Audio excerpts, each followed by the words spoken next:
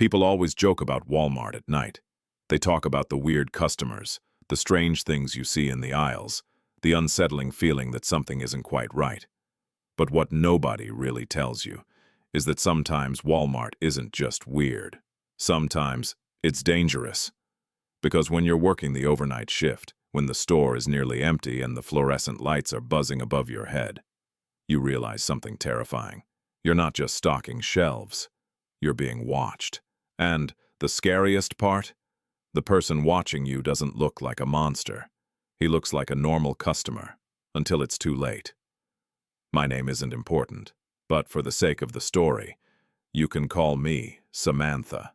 I was 20 years old at the time, living in a small town outside Jackson, Alabama, and back then, I worked as a stock associate at Walmart. It wasn't glamorous, it wasn't exciting, but it paid the bills. Since I wasn't in school full-time, my manager always scheduled me for overnight shifts, the kind of shifts most people refuse to take. 10 p.m. to 7 a.m. Walmart was still open 24 hours back then, but after midnight the store became something else entirely. During the day, it was loud, busy, full of families, kids screaming, carts rattling across the tile floors. But at night, it felt like the building turned hollow, like a giant empty box. That night started like any other. I was assigned to the men's department first, folding jeans, straightening racks, trying to make everything look neat for the morning rush. I kept one earbud in, listening to music quietly. Normally we weren't supposed to, but overnight managers didn't really care as long as the work got done. The store wasn't completely empty. There were a couple cashiers up front, a few stock workers scattered around the massive building. But Walmart is so big that even with 10 employees inside, you can go hours without seeing another person. And, honestly, that was what made overnight shifts feel so unsettling. It was like being alone, without actually being alone. Around 11:30 p.m., I noticed someone walking into my aisle. A man, maybe mid-30s, average height, dark jacket. Nothing about him stood out at first. People still came in late sometimes, truck drivers, insomniacs, college kids grabbing snacks, so I didn't think much of it. He stopped near the jeans display, picked up a pair, and stared at the tag, like he didn't really know what he was looking for. Then he turned toward me. "Excuse me," he said. His voice was calm, almost too calm. "Do you have these in a different waist size?" I pulled one earbud out. I glanced at the jeans, then back at him. "Sorry," I said politely. "Whatever's out here is what we have." He nodded slowly. "All right, thanks." He walked away, simple, normal, but as I went back to folding, I accidentally looked up again, and for just a second, our eyes met. It was awkward, the kind of awkward moment you forget immediately, or at least, you should forget. He held eye contact just a little too long, then turned and disappeared down the aisle. I shrugged it off, kept working. By midnight, the store was almost dead. The late-night customers trickled out. The automatic doors opened less and less, and eventually, it felt like Walmart had closed, even though it technically hadn't. The buzzing lights became louder. The silence stretched longer, and every sound, every distant cartwheel, every footstep echoing down an aisle, made you instinctively look up. Around 1 a.m., I was moved over to appliances, coffee makers, toasters, blenders, big shelves that needed restocking. I was doing back-and-forth trips with a wagon full of boxes from the back room. The back room was always colder, darker, more industrial. It felt like the part of Walmart customers never realized existed. On my third trip out, I was cutting open a box of coffee machines when I noticed something. Through the gap between aisles, someone was standing still, watching me. At first, I thought it was another employee, but something about the posture felt wrong. Too stiff, too quiet. I looked closer. The figure turned their head slightly, and my stomach dropped. It was him, the man from the jeans section, the same customer, still here, 2 hours later, and he wasn't holding anything. No cart, no basket, nothing. Just standing there, looking. The moment he realized I'd noticed him, he turned away quickly, pretending to examine a shelf, but it was fake. You can tell when someone is pretending, because real shoppers don't freeze like that. They don't stare for minutes. They don't linger with empty hands. I felt a chill crawl up my arms. Why was he still in the store? And why did it feel like he wasn't shopping at all, but waiting?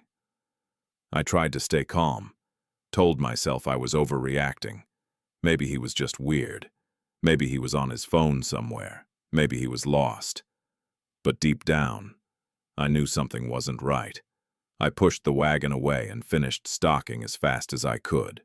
Then I headed back toward the employee area. I didn't run. I didn't want to look scared. But my heart was pounding. Once I got to the back room, I stayed there longer than necessary. I pretended to check my phone, sat in the break area, tried to breathe normally. Minutes passed, then more. Finally, I convinced myself it was fine. Maybe he'd left. Maybe I was being paranoid. So I decided to switch departments, go somewhere else, somewhere brighter, somewhere safer. I chose grocery, the dairy cooler. If you want, I will continue immediately with the grocery section at night feels different than the rest of the store. During the day, it's loud. Carts rolling, people arguing over prices, kids running around. But at 2 a.m., it's silent. Too silent. The aisles stretch on forever under those harsh fluorescent lights, and the only sound is the hum of refrigerators. I figured dairy would be safer, more open, closer to the back, and honestly, I just wanted to get away from that man. So I grabbed a pallet jack, rolled a few crates into the cooler, and stepped inside. The moment the heavy door shut behind me, the temperature dropped instantly. Cold air wrapped around my skin. The cooler was huge, bigger than most people would expect. Tall shelves stacked with milk cartons, yogurt cases, cheese blocks.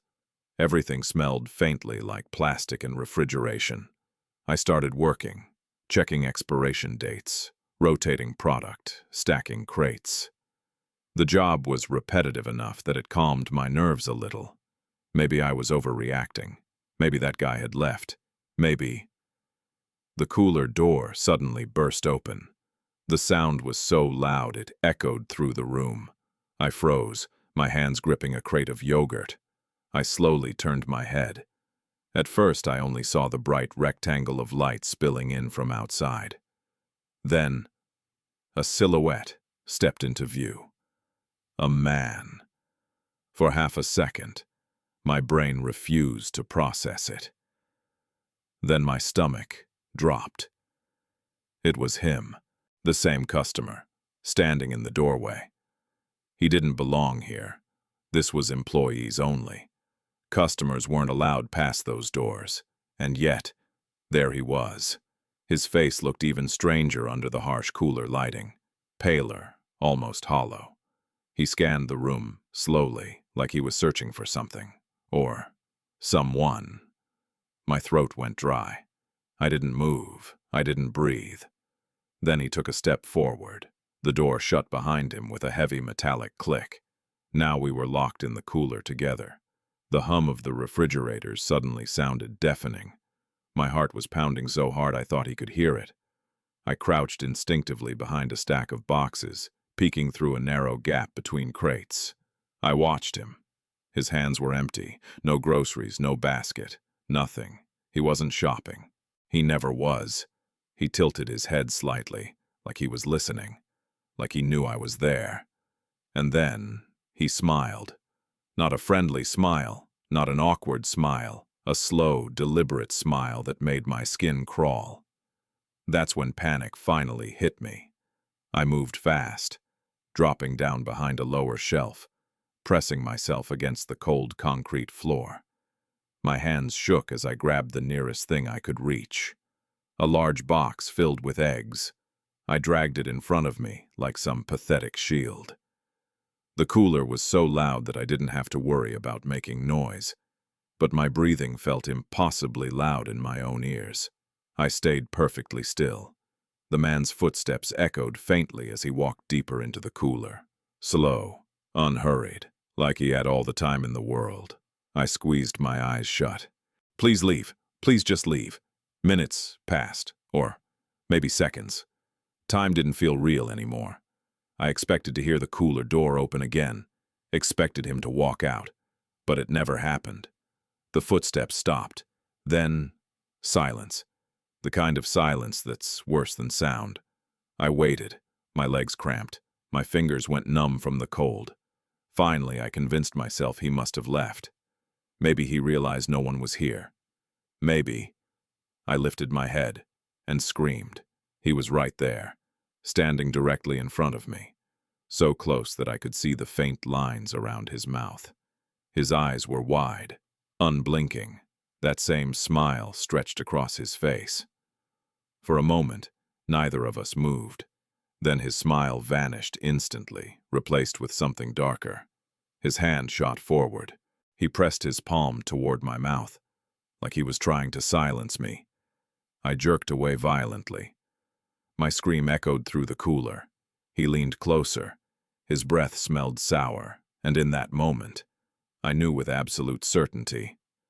This man was not here to talk. My body moved before my brain could think. I shoved the box of eggs as hard as I could. It toppled into his legs. Eggs exploded across the floor in a wet, sickening mess. He stumbled back, looking down in shock. That was all the opening I needed. I bolted. I ran past him, nearly slipping on the broken eggs. I expected him to grab me, to tackle me, to pull me back. But he didn't. He just stood there, watching. I burst out of the cooler, gasping, sprinting down the aisle like my life depended on it. Because it did. The store felt endless. Every aisle looked the same. My shoes slapped against the tile. My lungs burned. I didn't stop until I saw another employee. A man stocking shelves near frozen foods. I ran straight to him. "Help me!" I choked out. He turned, startled.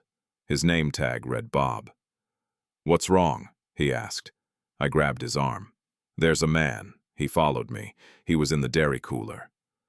Before I could finish, a voice came from behind us, smooth, calm, almost amused. "Oh, I'm so sorry about that." Bob and I both turned. The man was walking toward us, the same customer, now acting like nothing happened. He raised his hand slightly, like he was harmless. "I didn't mean to scare her," he said, chuckling softly. "I'm actually from corporate." "Corporate!" The word hit me like a slap. Bob's expression changed instantly. "Oh, corporate." The man nodded confidently. "Yes. I'm just doing a late-night check, making sure everything's running smoothly." My blood ran cold. Bob looked at me, then back at him, unsure. I stepped forward, shaking. "You put your hand over my mouth." The man's smile tightened. "I was trying to avoid making a scene," he said calmly. "You startled me, that's all." Bob hesitated, like he didn't know what to believe. Then the man looked directly at me. His eyes were sharp now, commanding. "Why don't you finish up in appliances?" he said, like he was giving an order. The audacity of it made me feel sick. Then he turned and walked away.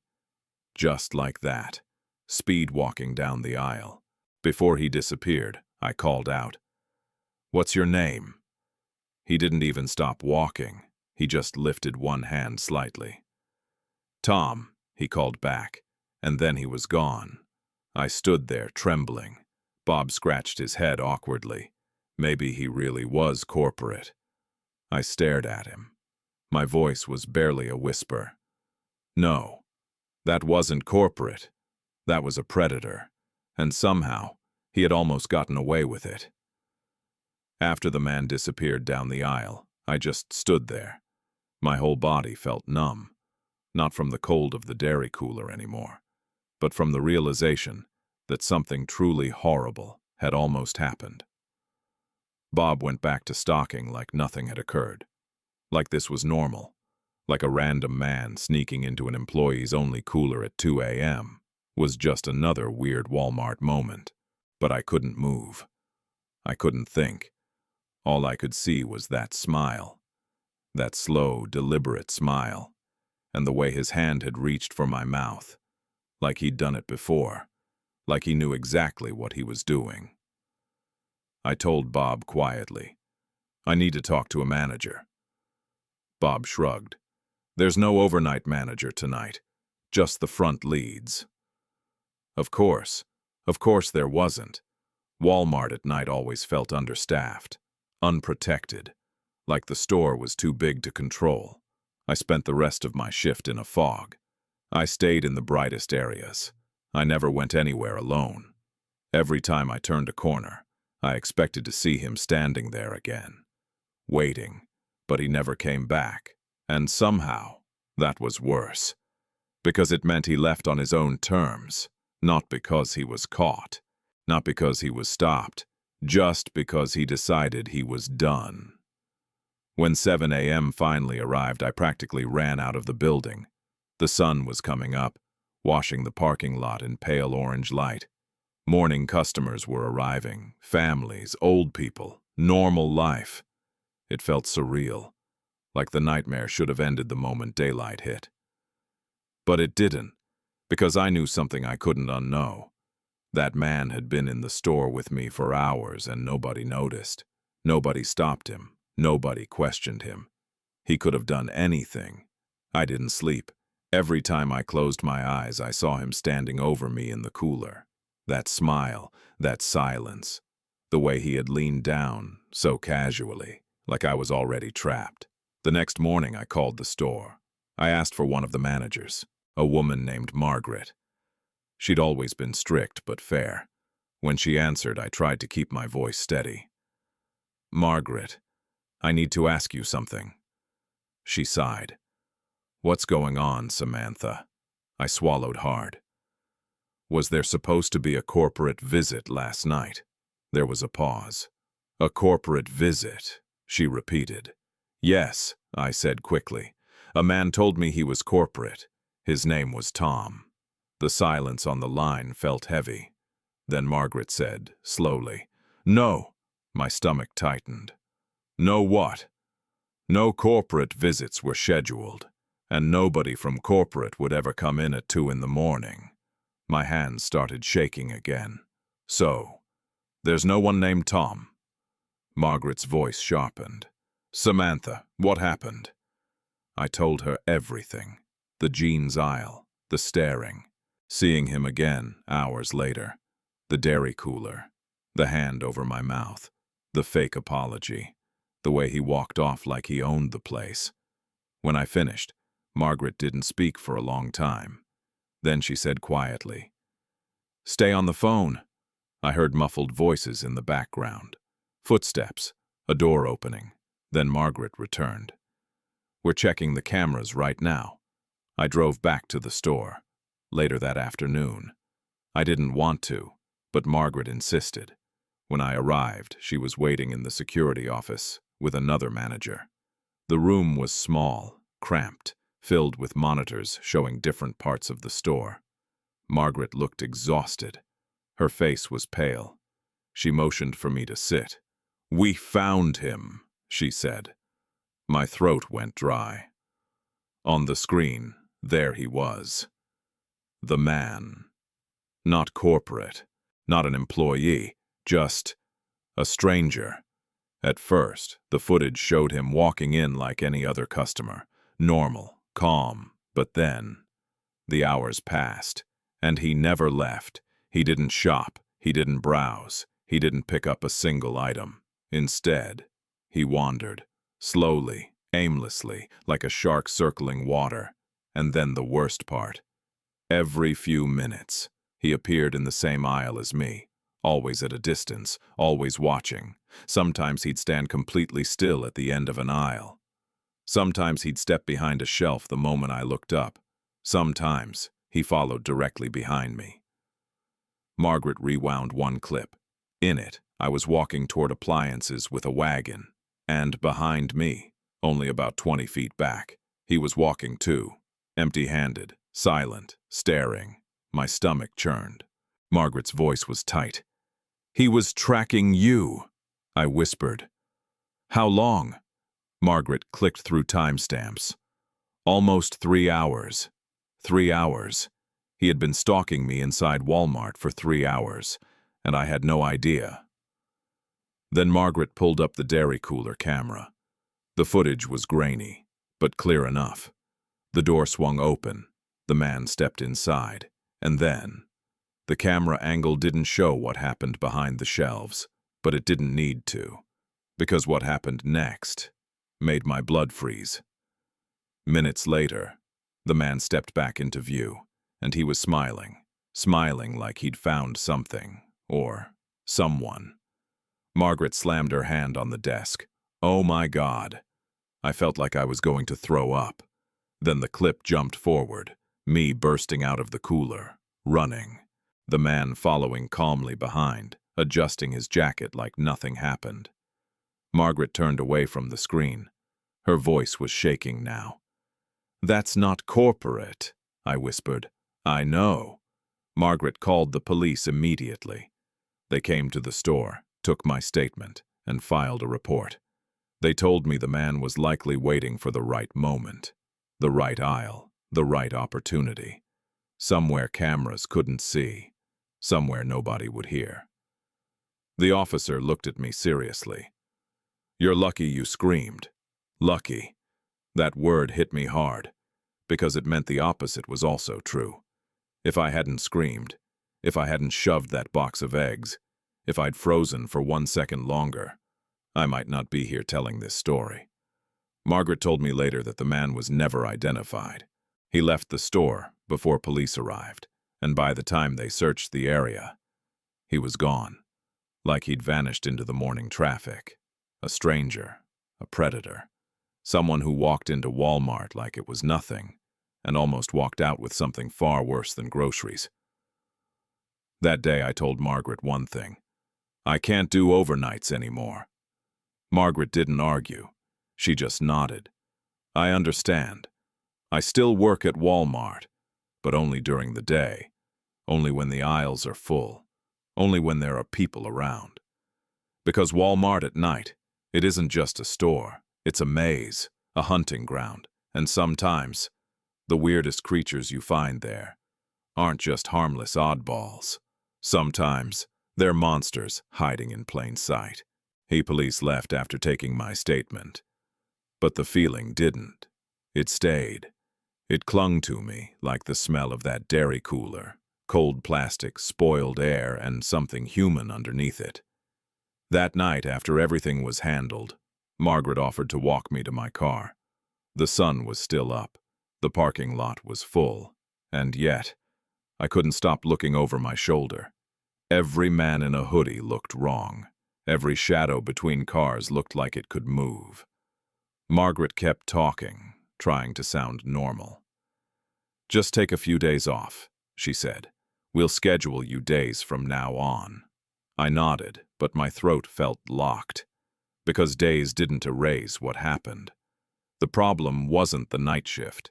The problem was that someone like him could just walk in, and Walmart was the kind of place where nobody questioned anything. Margaret stopped beside my car. "You did the right thing," she said softly. I forced a weak smile. Then I got inside, locked the doors, and sat there for a full minute before starting the engine. My hands were shaking so badly I could barely get the key in.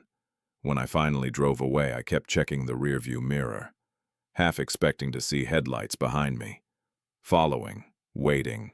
At home, my mom could tell something was wrong immediately. I walked in like a ghost. She asked if I was sick. I almost laughed. Sick wasn't the word. I sat down at the kitchen table and told her everything. The jeans aisle, the staring, the dairy cooler, the hand over my mouth.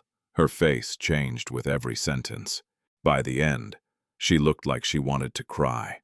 "Oh my God, Sam!" She reached across the table and grabbed my hands. "They let you work alone at night." I shook my head. "Not alone, but it feels like it." That was the truth.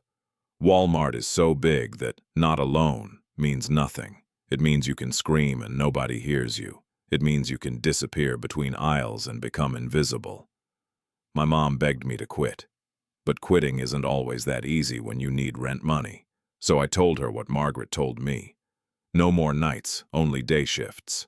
It sounded like a solution, but it wasn't, because the fear didn't clock out when I did. That night I couldn't sleep. Every time I closed my eyes, I saw him smiling down at me. Standing over the eggs, watching, waiting, and the worst part, in my head I kept replaying the moment he said it. I'm from corporate. Such an ordinary lie. So smooth, so confident. Like he'd practiced it. Like he'd used it before. I wondered how many other girls believed him. How many didn't scream. How many didn't get away. That thought made my stomach twist until I had to run to the bathroom and throw up. A week later, I returned. Day shift. The store was loud again, full of people, kids crying, carts squeaking, employees laughing near the registers. It should have felt safe, but it didn't, because now I knew what Walmart could become when it emptied out. Margaret met me near customer service. "You okay?" she asked. I lied. "Yeah." She didn't look convinced. "We've told staff to be alert," she said. And we're reviewing security procedures." Security procedures. The words felt almost funny. Because where was security when I was hiding behind eggs? Where was security when he walked into an employees-only cooler? Walmart security was cameras, and cameras didn't stop hands from covering mouths. Still, I nodded. I didn't want to sound ungrateful. Margaret leaned closer. "Listen, police said they'll keep the report open. If he comes back, we call immediately." If he comes back. The casual way she said it made my skin crawl, like it was a possibility. Not a nightmare, a possibility. I spent that whole shift feeling like my nerves were stretched thin. Every time a man walked into my aisle, my heart jumped. Every time someone lingered too long, my mouth went dry. I started noticing things I never noticed before. How easy it was to hide between shelves, how many blind spots existed, how many places someone could stand and just watch. People joke about Walmart weirdos. They film them, they laugh, they post them online, but nobody talks about the other kind of weird. The kind that doesn't wear costumes. The kind that doesn't yell or make scenes. The kind that stays quiet, patient, observing. Predators don't always look like predators. Sometimes they look like a normal guy asking about jeans. Sometimes they smile politely. Sometimes they wait until you're alone in a cooler where nobody can hear you scream. That's what haunted me the most. Not the eggs, not the corporate lie, not even the hand. It was the patience. He was willing to stalk me for hours. Hours. Just waiting for the right moment. That kind of dedication isn't random. It isn't harmless. It's calculated. 2 weeks after the incident, I got a phone call while I was eating lunch. Unknown number. I almost ignored it, but something made me answer. "Hello?" Silence. Then, breathing. Slow, deliberate. My blood turned to ice. "Hello?" I said again, louder. A voice came through, calm, familiar. "I'm sorry about what happened." My entire body froze. It was him, or at least, it sounded like him. The same smooth tone, the same calm confidence. I couldn't breathe. My lunch tray slipped in my hands. "Who is this?" I whispered, a soft chuckle. "You really made a scene." My stomach dropped. My hands shook so hard I almost dropped the phone. "I called the police," I said, voice cracking. Another pause. Then, "I know." The line went dead. I stared at the phone like it was poisoned. My ears rang. My heart hammered.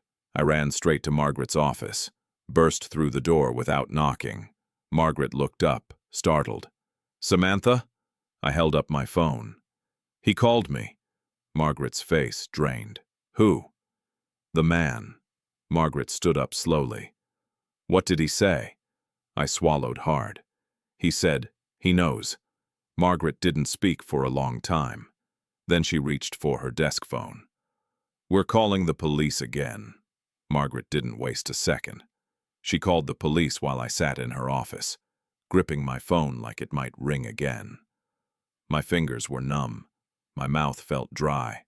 The officer who arrived this time was different than the first one. Older, more serious. He didn't look at it like a creepy Walmart guy story.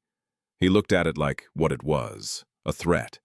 He asked me to repeat everything the caller said. I told him, "I'm sorry about what happened." "You really made a scene." "I know." The officer's jaw tightened. "Did he say your name?" "No." "Did the number show up?" "No, it was unknown." He nodded slowly, like he'd expected that. Then he asked the question that made my stomach twist. "Are you sure it was him?" I hesitated, because technically, I wasn't. But deep down I knew. You don't forget a voice like that, not after hearing it inches away from your face in a dairy cooler. "Yes," I whispered, "I'm sure." The officer scribbled something down. Then he looked at Margaret. "Has anyone else reported something similar?" Margaret hesitated, then said quietly, "Not officially." The officer raised an eyebrow. "What does that mean?" Margaret sighed, rubbing her forehead. "It means employees talk. There are rumors, weird encounters, people being followed, but nobody files reports." That made my blood run cold. So I wasn't the first. Maybe I was just the first one who screamed loud enough. The officer nodded slowly. "That's usually how it goes." The officer explained something that made me feel sick. Places like Walmart, big, open, anonymous, are perfect for predators because nobody pays attention. Employees assume someone is a customer. Customers assume someone is an employee. And someone with bad intentions can blend in for hours. He told us they get calls like this more often than people realize. Stalkers, peeping, men hiding in bathrooms, people waiting in parking lots.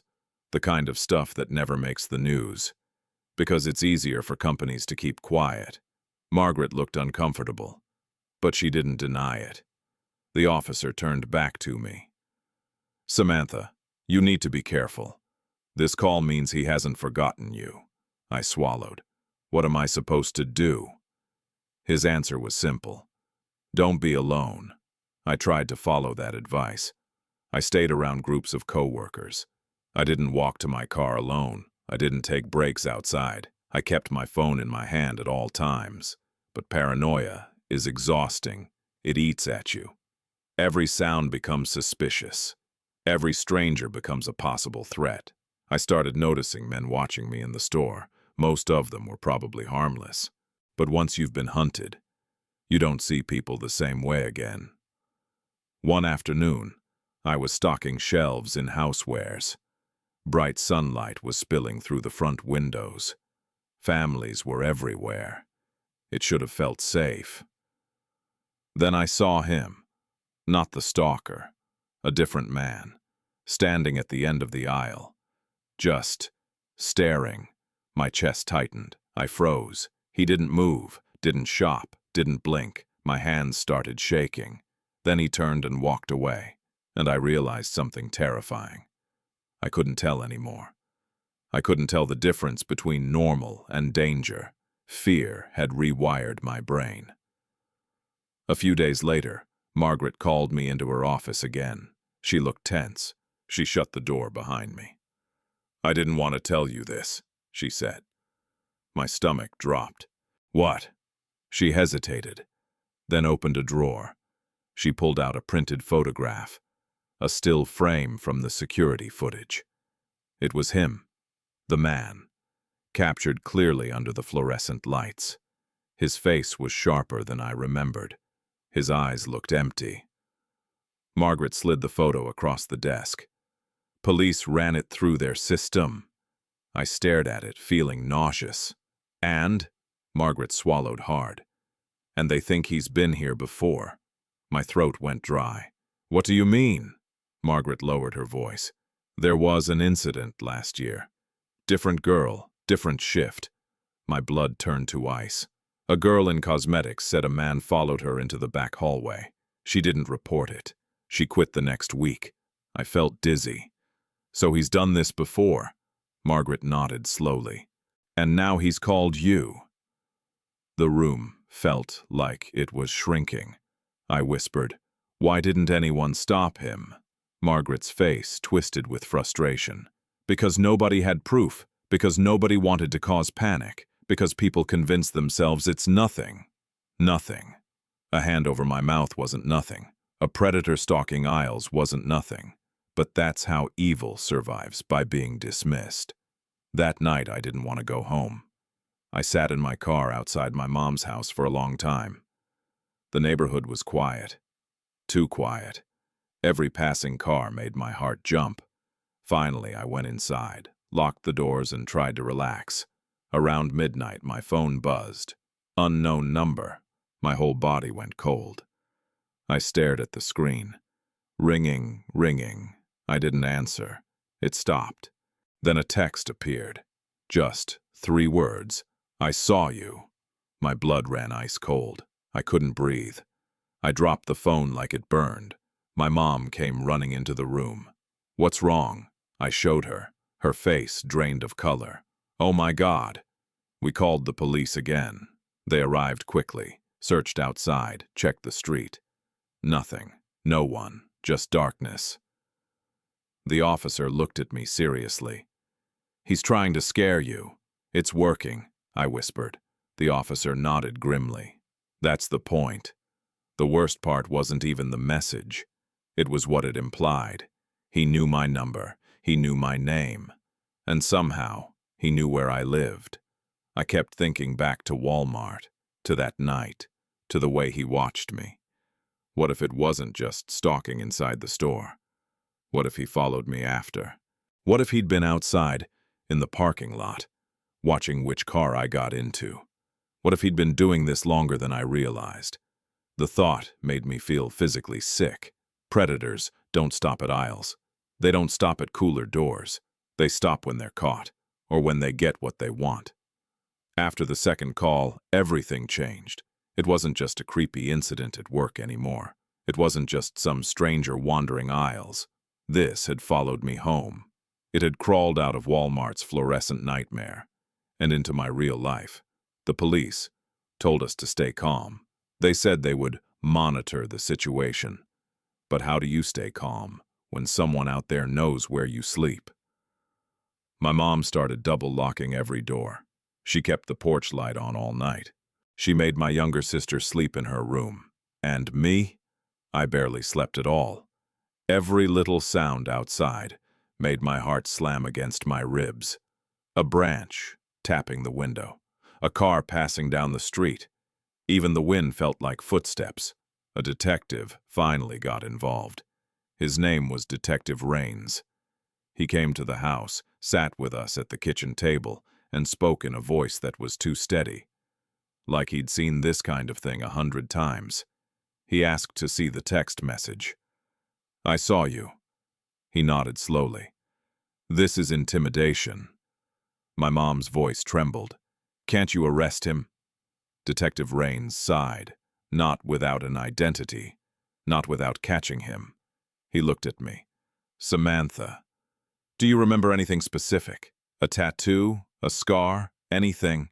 I closed my eyes. I saw the smile, the eyes, the way he leaned down. "No," I whispered. "Just his face." Rains nodded. "That might be enough." He explained the next step. They were going to increase patrols near my house, and they wanted Walmart to cooperate with surveillance. But then, he said something that made my stomach drop. "The most likely place he'll return is where he first saw you." Walmart. Of course. That place wasn't just a store anymore. It was the beginning. And predators like beginnings. They returned to them. I begged Margaret not to schedule me. But we couldn't live in hiding forever. And part of me wanted to believe the police presence would scare him off. So a week later, I went back. Day shift, busy store. Detective Rains promised there would be an unmarked car nearby. Plainclothes officers, watching. The idea should have comforted me. Instead, it made it feel worse. Like I was bait. Margaret met me at the entrance. "You don't have to do this," she said quietly. I forced myself to nod. "I do. I can't let him control my life." The words sounded brave, but my hands were shaking. I clocked in, walked into the aisles. The buzzing lights overhead felt louder than ever. I started stocking shelves and housewares again, trying to focus on something normal. Plates, cups, toasters. Normal objects in a place that suddenly felt unreal. Every time someone walked behind me, I flinched. Every time I heard footsteps stop, my stomach clenched. Then, around noon, I saw him. Not at first, not clearly. Just a figure at the end of the aisle, standing too still. My breath caught. I told myself not to panic, not to assume. But my body already knew. That posture, that patience, that stillness. Slowly, the figure stepped forward into the light, and my blood turned to ice. It was him, the man from the cooler, the man from the calls, the man who wasn't corporate. He was standing in the aisle like he belonged there, like nothing had happened, like he hadn't almost destroyed my life. For a second, we just stared at each other. The store noise faded. All I could hear was my heartbeat. Then, he smiled, that same slow smile. My legs felt weak. I turned sharply and walked fast toward the front. Not running, not screaming, just moving. I reached customer service, where Margaret was talking with another employee. My voice came out like a whisper. "He's here." Margaret's face drained instantly. "What? He's in housewares." Margaret didn't hesitate. She grabbed the phone under the counter. I saw her fingers shaking as she dialed. "Security office, now." Then she looked at me. "Stay here. Do not move." I nodded, frozen. Minutes passed. Employees moved like nothing was wrong. Customers laughed, shopped, argued over prices. Nobody knew a predator was standing in aisle 12. Detective Rains arrived quickly, slipping into the store through the side entrance. He didn't look like a cop. No uniform, just jeans and a jacket. He approached me calmly. "You're sure?" I nodded, tears burning my eyes. "Yes." Rains signaled to another man near the doors. They moved fast but controlled. Professional. They weren't going to let him vanish again. I watched from a distance as they walked toward housewares. My stomach twisted violently. Part of me wanted them to catch him. Part of me wanted to run. They reached the aisle, looked around. Empty. The man was gone. Rains cursed under his breath. "He saw us coming," Margaret whispered. "How?" Rains's eyes scanned the shelves. "Because he's been doing this a long time." My throat tightened. Then Rains's radio crackled. A voice came through. "Detective, we've got movement outside." Rains's head snapped up. He turned toward the entrance. "Parking lot." My heart dropped. We all rushed toward the front windows. And that's when I saw it. A man walking fast across the parking lot. Not running, just speed walking, like he did that night.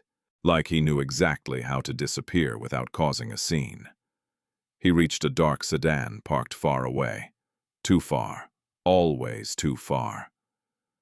He opened the door, slid inside.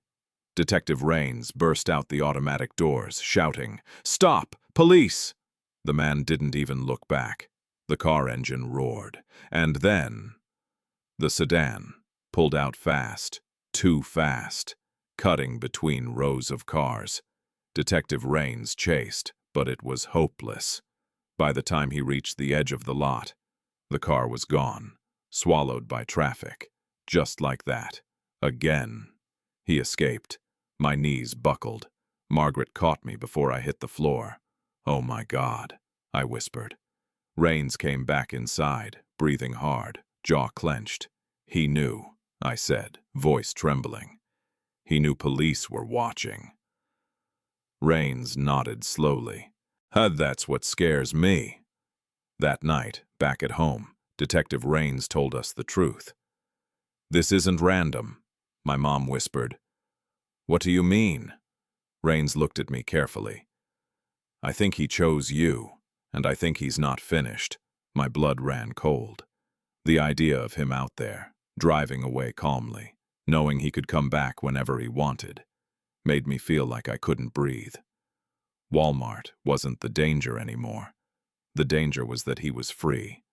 Somewhere in Alabama, somewhere close, watching, waiting, and now, he knew I'd reported him. He knew I was fighting back. Predators don't like that. They don't disappear. They escalate. After he escaped the parking lot, something inside me broke. It wasn't fear anymore. Fear is what you feel in the moment. This was worse. This was the understanding that someone out there had decided I mattered to him in the sickest possible way. Detective Rains told us to be careful. He told us to keep the doors locked, the lights on, to call immediately if anything felt wrong. But those are just words. Locks don't stop someone who's patient. Lights don't scare someone who enjoys being seen.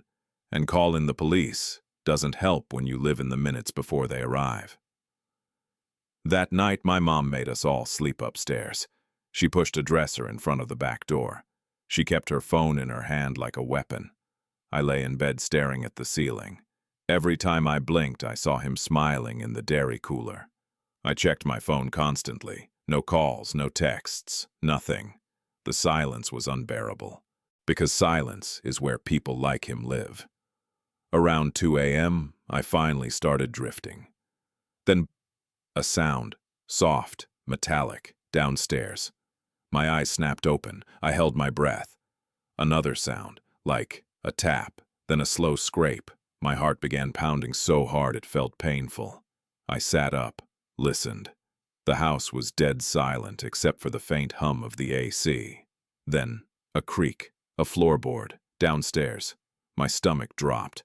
I slid out of bed and went to my mom's room. She was already awake, her eyes wide in the dark. "You heard it?" I whispered. She nodded. We didn't speak. We just listened. Then came the sound that made my blood freeze completely. The doorknob, turning, slowly, testing. My mom grabbed her phone with shaking hands and dialed 911. She whispered into the receiver, "Yes, someone's trying to get into my house." The operator's voice was muffled, calm. Police were on the way. But the doorknob kept turning, then stopped. Silence. For a long moment, nothing happened, and that was almost worse, because it meant whoever was out there was thinking, waiting, then bang. The sound was so violent my sister screamed from her room. Another crash, glass shattering, the back window. My mom let out a sob. "Oh my God." Footsteps. Inside. Heavy, deliberate, not rushing, like he knew we were trapped. My entire body went cold. My mom whispered, "Stay upstairs." But I couldn't move. We heard him walking through the downstairs hallway. Then, a laugh. Low, familiar. That same horrible sound from Walmart. I felt like I was going to vomit. He was here. Not an aisle. Not a cooler. My house. My safe place. Gone. The footsteps stopped beneath the stairs. And then, silence. Like he was listening. Like he could hear our breathing. My mom covered her mouth to stop herself from crying. Then, a voice. Soft. Almost amused. "Samantha." I froze.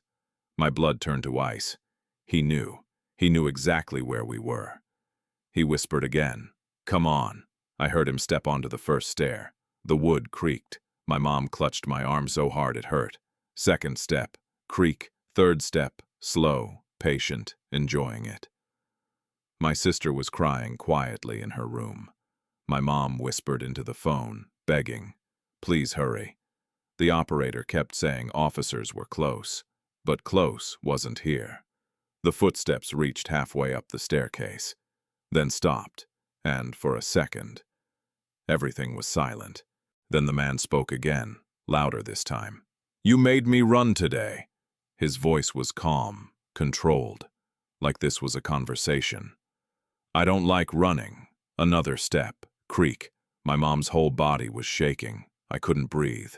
Then, red and blue light flashed through the upstairs window. A police siren wailed outside. The man froze. For the first time, he moved fast. Footsteps pounding back down the stairs, a door slamming, then silence. The police burst in moments later, guns drawn, shouting commands. But it was too late. They searched every room, the broken window, the backyard, the street. Nothing. He was gone. Again. Detective Rains arrived shortly after. His face was grim. He looked at the shattered glass, then at me. "This is escalation," he said quietly. My mom sobbed. "He said her name." Rains nodded slowly. "I know. That was the worst part. He wasn't a random creep anymore. He was personal. He had crossed the line. And now, it wasn't about Walmart. It was about survival. The night he came to my house changed everything. Police increased patrols. Neighborhood officers checked in multiple times a day. I slept with the lights on, doors locked, every window secured. And yet, the paranoia never went away. Detective Rains called a few days later. He had news. "Sam," he said, voice grave. "We got a lead. Surveillance from a Walmart several counties over spotted a man matching your stalker's description." My stomach dropped. "Where?" I whispered. He paused. "We're not 100% sure yet, but it's the same pattern. Late-night aisles, employees alone, unusual behavior." For the first time, I realized something horrifying. This wasn't just me. He'd done this before, and without police or witnesses, he could do it again. Rains set up a team. Plainclothes officers worked nights at my Walmart. I stayed home, away from the store. On the third night, a patrol radio crackled. "Target spotted, aisle 12, alone, engaging stock worker." My heart pounded in my chest. My stomach turned. They caught him on camera. The man I had seen who had terrorized me, moving deliberately through the store, checking for moments where employees were isolated. Rains and officers moved in quietly. This time he couldn't escape. Not in the parking lot. Not in the aisles. The man was detained in the back aisle. He had no ID on him. Nothing. Just a backpack filled with strange items. Gloves, tools, a notebook filled with observations. He had tracked employees before me. Others who were too afraid to report him. When officers brought him out, his eyes scanned the store. For a moment he looked at me. And that smile, slow, unnerving, calculating, flashed across his face. But he was caught, handcuffed, shackled, removed. I realized something then. He hadn't just been stalking me at Walmart or at my home. He had been studying me, testing limits, waiting for a chance to escalate. He was a predator who lived for control and fear. The police eventually identified him. Criminal history, stalking, trespassing, minor assault. They built a case, connecting him to multiple incidents in neighboring towns, incidents that had gone unreported. My life slowly began to feel normal again, though it never fully returned to what it was. I quit night shifts entirely. I changed routines. I moved my car. I never walked alone in the parking lot after dark. Walmart. I still worked there occasionally, but the aisles were never just aisles. They were memories of terror. I couldn't help but think about other employees who hadn't escaped, who hadn't screamed, who hadn't had police arrive in time. And that's the lasting scar of nights like that. It changes you, makes you hyper-aware, makes you feel every shadow, every stare, every silence. People joke about Walmart weirdos. They laugh at strange customers. They post videos of odd behaviors online, but the worst kinds of people are silent, patient, observant, calculated. The man who stalked me didn't yell, didn't make a scene, didn't break the rules until he was ready to terrorize. And that's the truth about predators. You never see them coming. you only know afterward. And sometimes, even afterward, they linger in your mind, watching, waiting, smiling,